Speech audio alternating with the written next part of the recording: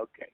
I'd like to introduce Chuck from the United States, who has multiple sclerosis, and I was lucky enough to meet Chuck at the first LDN conference in New York back in 2005. Welcome, Chuck. Hi, how are you? I'm fine, thank you. Would you like to tell us when you first started to notice your MS symptoms? When I first found out I had MS. Okay, start from there, yep. Well, I can. I first found out I had MS in 2003, in April of 2003, and I was one of the. When I got diagnosed, I lost my left eye to optic neuritis.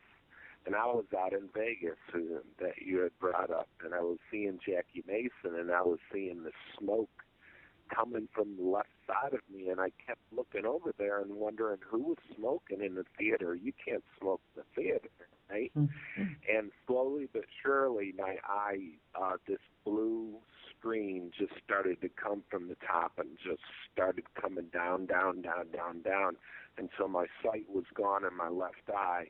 And the pain had been scratchy up until that point. But when the sight went, then the pain really started to hurt, and I got fixed up at Methodist, and they gave me steroids. Luckily, I had some good doctors that had diagnosed me and fixed me up in a good way there. And at that time, we were all into the Brain Talk site, as you know. That's how it took me a long time before I got on LDN because of the, because I'm just a careful kind of guy. I wanted to do all the research on it, and I wanted to make sure it was safe. I wanted to make sure it wasn't a scam. I just wanted to do a lot. It took me a year to start getting on LDN. And I can tell you that my first day on LDN was April 14th, 2004. Hang on a minute. Before you tell us what happened after LDN, describe all your symptoms you were experiencing before you started. Well, as you know, there's the McDonald scale, and then there's a scale of a certain number of things that you have to have, and it's been relaxed. I think it was reevaluated in 2010 or 2011. If you had certain things, they could give you a positive diagnosis, and I think the insurance companies wanted to control, who they had as a positive diagnosis and who they didn't, to save money. And it's just my opinion of that. But I had, when I was first diagnosed, obviously the optic neuritis was the first thing. Mm-hmm. I was also losing my cognitive functions, and my speech was slurred, and I was very tired. And when I didn't know what was going on in Vegas. I thought I had either a brain tumor or had a stroke, one of those. Mm-hmm. And I'm sure you hear that a lot from people because I'm sure that's what it feels like. And in Vegas, as you know, everything is bright. Everything is blinking. Everything is bling, bling, bling, bling, bling, bling, bling. And not a clock in sight. And and I went to a seminar, which I used to go to Vegas 3 or 4 times a year for seminars. And I couldn't understand the guy. I couldn't understand him. And I had gone to a optometrist for the scratchiness before I went to Vegas. He gave me some drops. They did not help. The optic neuritis was so bad. It wasn't as bad as it ended up getting. But I thought it was so bad that I went to see an actual optical surgeon in Vegas. And I waited in line, and it was an older gentleman, so he knew what he was doing. He was actually training another optical surgeon on my eye. and he did not catch it. He did not catch it at all. I didn't get it caught until I went to Methodist, and they gave me, I went to a retina surgeon who was on call from Methodist, and he knew what it was immediately. And then he called his buddy, Dr. Brian Loftus, and he's a Texas super doctor, so he's a good doctor. He did a spinal tap, and they had me embedded on steroids within 2 hours. Now I had this is what was interesting is that one thing that triggered my second attack. By the way, I had another attack before, a couple of months prior, so I had the space and time issue that you have to have for certain diagnoses. But the second time I had an elective knee surgery, and I had a hard time coming out of anesthesia. And my wife said, "You look gray." She goes, "You look bad." And I didn't know, but it was starting at that point. But coming out of anesthesia probably triggered my second attack. Now I got my elective knee surgery at a beautiful hospital with geodes everywhere and fancy dancy music and everything. But I went there when my eye was bad, when I was really hurting, and I stood in the emergency room for 12 hours while they all twiddled their thumbs trying to figure out what to do. I went across the street to Methodist, and it was like the Knife and Gun Club. Everything was moving fast and fast and fast, and they knew exactly what to do, and within 2 hours I was in a hospital bed. So it just shows you, sometimes you can get treated in the wrong place, and some places are better than other things, So if I'm going to have designer surgery, I'll go to St. Luke's. If I get sick, if I'm really sick, I'll go to Methodist. So that's how that went.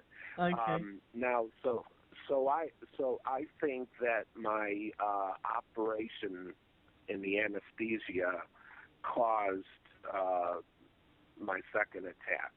I could be wrong, and I don't know if you've ever heard something like that before, but it was yes, something that triggered it. It triggered it, and so I had that. So at that point, with that being my second attack, my first attack lasted. I was sick for about 4 months. In other words, I got worse for 2 months, where I thought my brain tumor or my stroke was going to kill me, and then I got better for 2 months. Okay, and I was traveling. I was just doing things normal. I didn't want anybody to know what I was doing. I was self-employed. I made good money. Had a partner who ended up taking everything that I had, and but everything was going good. And then, but the second time, I was down a minimum of 6 months. I got worse for 3 months, and it took me 3 months before I started feeling better, and I still felt worse even more after that. Now, that was in April of 2004. Now, I had been doing getting back to what I just talked about, and running in the circle like none of us with MS do, I guess. But I actually did the research on hasty pastry and brain talk, and saw that they were going to be doing a trial for Campath, and which was a treatment where you got injected once a year, and it was leukemia chemo type of drug, but they had great results with it. And I would have been the very first person selected for it. Now, I didn't get selected for it because I had the steroids to fix my eye. Now, if I wouldn't have taken the steroids, I would have gotten in the Campath trial. But that ended up being a good thing because it was a full, I don't know what you would call that, where your trial is like full featured, where I would have had either low campath, high campath, or rebif. So I would have had a 1 out of 3 chance to having rebif, and the doctor who was running that had told me that rebif is the best thing. And I was on rebif for 6 months, and it was bad. I actually got worse on rebif. Okay, yep. So now they did an MRI on me every single month for 6 months. So I didn't start treatment for 6 months. So I didn't start treatment until about October of 2004, and I got on rebif, and I just got worse and worse and worse, and I switched over to Copaxone, and in the meantime I had done my research enough on LDN, and I was scared to go on LDN when I first went on it. I was absolutely scared. Really? You know, to make the jump. Yeah, I was scared to do it. You know, I mean, I'm a fearless guy. Okay, but I'm a cautious guy, and I believe in the FDA, and I believe in a lot of things, and I probably believe in a lot less things now, you know, after seeing a lot of when you read the processes and things. But I knew Copaxone wasn't working, and this was told to me by the doctor that this was the best there is. Well, I switched to Copaxone, and at the time, I had a very, very good job, was self-employed, and, you know, I was on payroll, but I paid myself. And I went on Copaxone and LDN. And I'm going to tell you a story that may be a little bit long, but I'm going to tell you how interesting some of this stuff is. My super doctor who diagnosed me with MS, he was trying to solve some of my cognitive issues, and he decided that he was going to put me on 4AP, okay, Alpha Papa, 4AP, and I'm sure you know that was being trialed for something at one time or another for MS off-label as a compound. Well, he sent me to this compounding pharmacist, and I didn't even know what a compounder was at the time. And but I went there and I tried the 4AP, and yes, the 4AP helped me for about 2 weeks. And after that, it was like non-effective. It was sort of like a drug addict on hydrocodone, only taking one a day. Okay, it's after one a day. Every day, it's not going to help you out. You know, you get a tolerance, and I think 4AP is that type of drug that has a tolerance. It's not like LDN, which, as we know, doesn't have that particular situation. So this is what's interesting about this. I did my research, and I knew 4AP wasn't working, and I asked the druggist, I said, let me ask you a question. I said, have you ever heard of naltrexone? And they go, oh, yeah, we know all about naltrexone. DuPont's right here in Beaumont. They invented it years and years and years ago. I said, have you ever heard of Low Dose Naltrexone? And he goes, oh, yeah. He said, we mix that up quite a bit. And I said, do you use it? Do you prescribe it to any multiple sclerosis patients? Now, this is the honest to God truth that I ask these questions in this series. They go, oh, yeah, we do. And I said, well, can you give me the name of the doctor that prescribes it? Because my doctor won't prescribe it. he thinks it's voodoo or something, whatever, but he's really in Teva's pocket. You know, that's just my opinion, okay? But anyways, so I call it, they go, oh yeah, call Dr. Arlette Farrow. She's a DO, and she prescribes this for MS patients. So I go, okay, great. So she was in the Heights and didn't take insurance. She's right across the street from the Texas Alcohol Bureau of Commission, and real nice building. And the name of the place was Awaken Health. So I can tell she was a very holistic type of doctor, very she would rather do something natural before she would do something cut or anything else. And she's a licensed DO and everything, and she did a full workup on me when I got there, and then she goes, go ahead and sit up, and she looked at me and she goes, okay, now what are you here for? And I know this is a long ways to go around for this, Linda, but I said, she said, what are you doing here? And I said, well, let me tell you the story. First of all, I got put on 4-AP. 2, I went to the compounding pharmacist. 3, they said that you prescribed this for MS. And she goes, wait.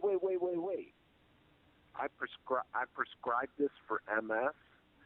She says, I've never heard of this stuff. Really? Now, I asked, another thing is I asked the receptionist, does she prescribe this for MS? And she said, oh, yeah, she does. But when I talked to her personally, she hadn't heard of it yet. You talk about a blessing, being put in the right place at the right time. And it's a little bit spooky, but I ended up in her office. She had never heard of it. And she goes, but I'll try it. So I've been getting prescribed from her since 2004. Wow. So when you first started, did you notice any introductory side effects? Did I notice any what? Side effects. Of course. The drains. Everybody complains about the drains. As far as actually really bad side effects, I have the type of MS very similar to how Montel Williams has it, where I have a lot of burning. I have burning from the inside out. And it's like my limbs are on fire. It's like my nerves are on fire. Mm-hmm. And that's the kind that Montel has. Now, he uses marijuana to kill his pain, and I would never even do that. Okay? It's not legal in the country of Texas, so I can't do that. So, anyways, I don't have any pain because of the LDN, obviously because of the endorphin production. Mm-hmm. The other side effect, so in other words, a lot of my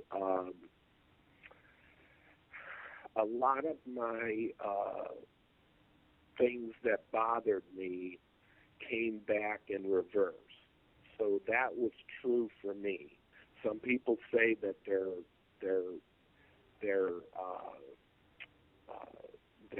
effectiveness with LDN, and you can tell one of the things that's still a problem with me is speech. I have a hard time reaching for things, so I still have a problem with that, and I think that has more to do with the stress that I've been under than anything else, because it's been pretty bad the last 4 years. Now, I did get the burning, but it didn't last very long, okay? Mm-hmm. The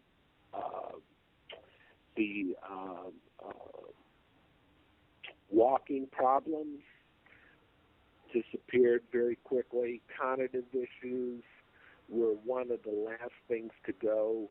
The one thing that the LDN did not help was my optic neuritis.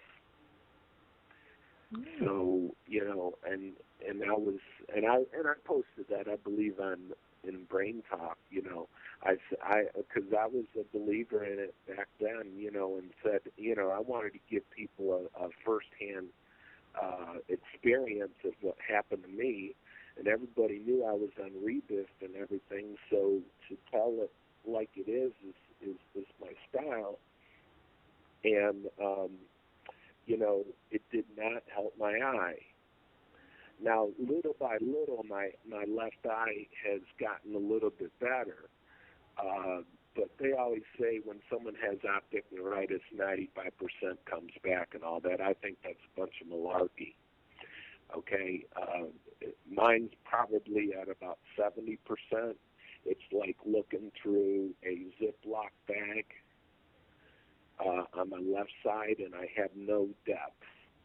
Mm-hmm. So LDN has not helped my retina damage, and I don't think it has to do with the nerves. I think it has to do with the fact that I had waited so long originally when I first got diagnosed to get that steroid in me, to get that inflammation off of my retina, which is connected to the optic nerve, that it had permanent damage.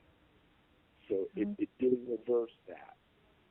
Everything else, though, let me tell you something, it took care of everything, okay? And the one thing I will tell you is that they say, well, you might have some bad dreams. And we've all heard that one, right? Mm-hmm. We'll have some bad dreams for a couple of weeks. Mine haven't gone away. I still have the bad dreams. Really? I never had bad dreams. I had better sleep, but I didn't have bad dreams. Well, I wouldn't call it bad dreams. I would call it vivid dreams. Okay? Mm-hmm. I dream in color. I think it's fantastic. I think it has something to do with the endorphin production. But I do, it almost in a way acts like speed for me, because it creates an activity level in me that I wouldn't have if I wasn't on it, okay? Mm-hmm. So sometimes I have a problem sleeping, but I pretty well, I got into a routine where I don't have that problem anymore. But the this thing about the dreams going away quickly, I don't know if that's always the case. The real bad dreams, the real, you know, wild ones that some people, I mean, how wild can a dream be, Linda? Well, I've had... I mean, what are you going to do? I've had some people tell me some weird things. I mean, I had one woman who didn't want the dreams to stop because she was, I don't know, always in bed with some movie star. Can't remember who it was, but she enjoyed it and she didn't want it to stop. And another man, he... I'm sorry about that. I had to let the dogs out. Okay. He thought he'd murdered his wife. He was really petrified, and he thought she was dead, and it took him a lot to put his arm out to actually feel her, to make sure that she was still breathing and she was warm, because he honestly thought he'd killed her. But as I say, I've been denied this. I haven't had any vivid dreams at all, good, bad, or indifferent. Well, I have vivid dreams, and I've had them, and I enjoy them. But when I tell people, I tell a lot of people about LDN. Okay, mm-hmm. I sell insurance, and you know, so I talked to a number of people that could probably use it. I talked to some people that are underage and had rheumatoid arthritis, and when I tell them you ought to talk to Skip, who treats himself for rheumatoid arthritis, I get calls back from the people after they, it was just a one-call sale, and they say, thank you for introducing me to Skip, and they spent all that time on the phone with me, and I'm going to try it out. And we're talking about people that, when you run into them, they're just like their head's just hanging on the desk, and they're just a wreck. But I'll tell you a little joke I tell people when I talk about LDN. They say, well, is there anything wrong with it? And, I really can't find anything wrong with it, except there's a possibility that someone might have a bad dream because that has been something that somebody brought it up. So I always tell people this. I say, you know what? There is no side effects except you might have a couple of bad dreams the first few weeks, but don't worry, you'll only kill 2 or 3 people. Oh, dear.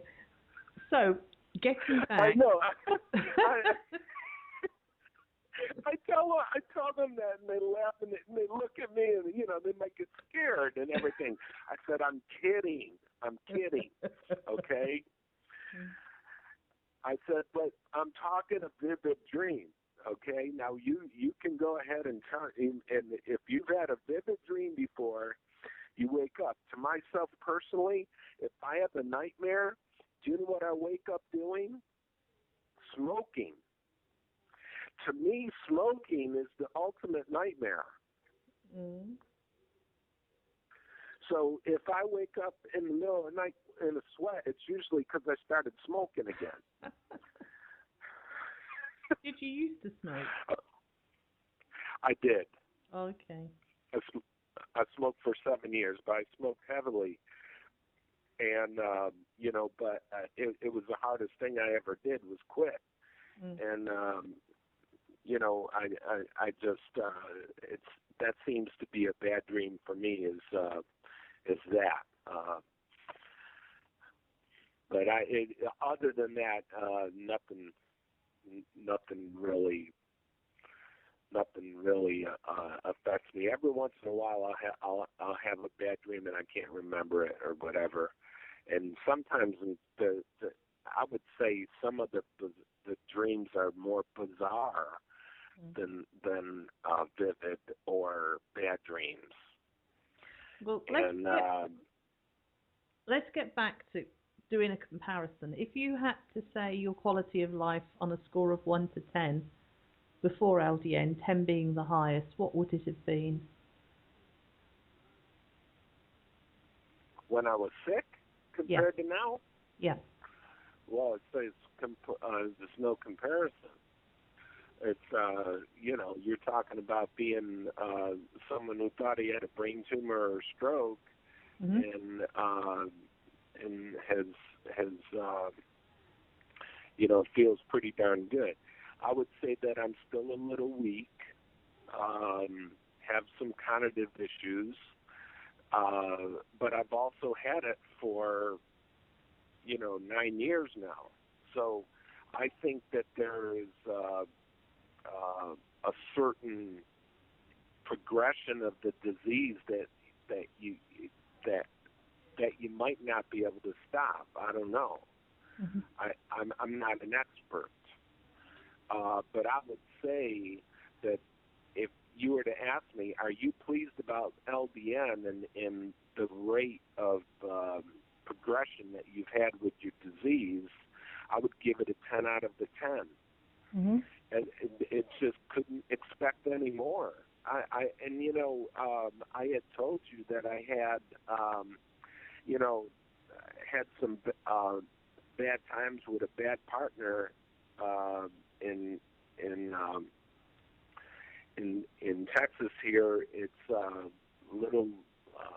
some